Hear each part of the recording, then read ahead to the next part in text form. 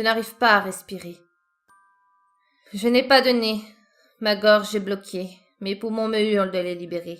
Il me faut de l'oxygène, sans quoi je ne peux plus vivre longtemps.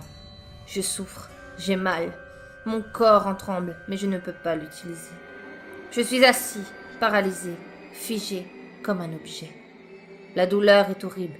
Ma peau me picote, mon cerveau est crispé. Et il y a cette mélodie sinistre, dissonante, qui se propage comme un murmure essoufflé à l'intérieur de mes tympans. Sois sage, mon petit pantin, j'ai bientôt terminé. Bientôt, oui. Mes yeux grands ouverts contemplent le noir.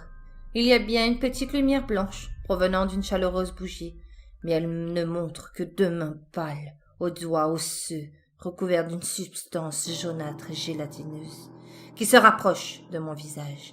Ah, c'est froid, c'est gluant. Enlevez-moi cela de la peau! Je respire de nouveau, comme si mon nez venait de réapparaître. J'inspire, j'expire. Je suis soulagée de continuer à vivre. Que fais-je ici? Je me souviens seulement d'une visite au cirque. Il y avait un spectacle de marionnettes vraiment sublime, qui paraissait être étrangement vivant. Le gérant était un vieil homme à l'aspect effrayant, aux iris aussi blancs que sa peau. Sa prestation m'a plu, et j'ai accepté son invitation lorsqu'il m'a proposé de me montrer ses pantins. Mauvaise idée sûrement, puisque mes souvenirs s'arrêtent là. Je ne veux pas savoir ce qu'il s'est passé. Je ne veux pas savoir ce qu'on est en train de me faire. Je m'attends au pire.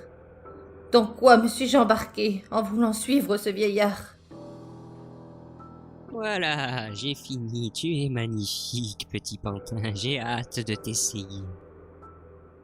M'essayer? Qui est cet homme? Pourquoi m'appelle-t-il petit pantin? J'ai peur.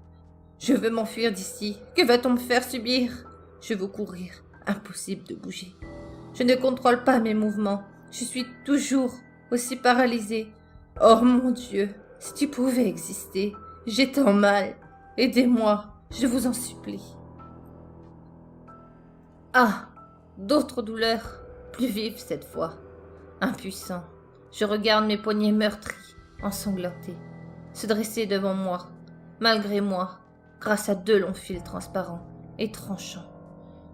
Je veux crier, m'exprimer, expulser la totalité de l'air se trouvant dans mes poumons. Impossible. Je ne suis plus maître de moi-même.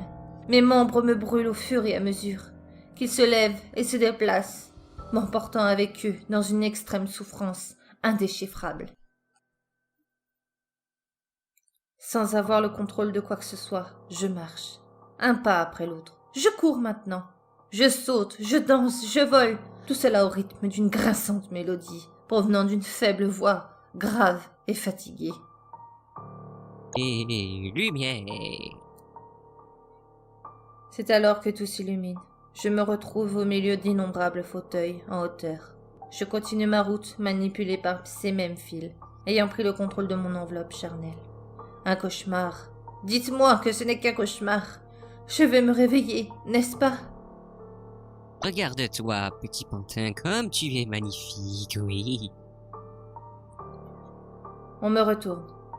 Je suis maintenant face à une image reflétant une scène avec, en son centre, une marionnette à l'aspect humain, à la peau lisse et brillante, aux cheveux soigneusement coiffés et à la bouche cousue, aux yeux de cristal et au nez plastifié, qui aurait été plutôt bien réussi s'il ne s'agissait pas de moi.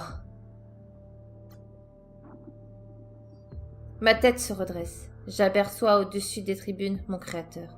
C'est un véritable cauchemar lorsque je reconnais le vieillard du cirque, qui ne cesse désormais de secouer les longs fils transparents dans un horrible ricanement machiavélique.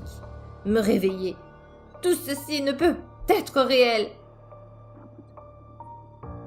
Mais je suis dorénavant un pantin, fait de chair, qui anime les spectacles, et j'attends toujours mon réveil pour que votre vie s'achève à votre tour. Car après avoir vu le spectacle, vous aussi, vous suivrez ce vieillard. Et là, vous me rejoindrez, enfin, pour l'éternité.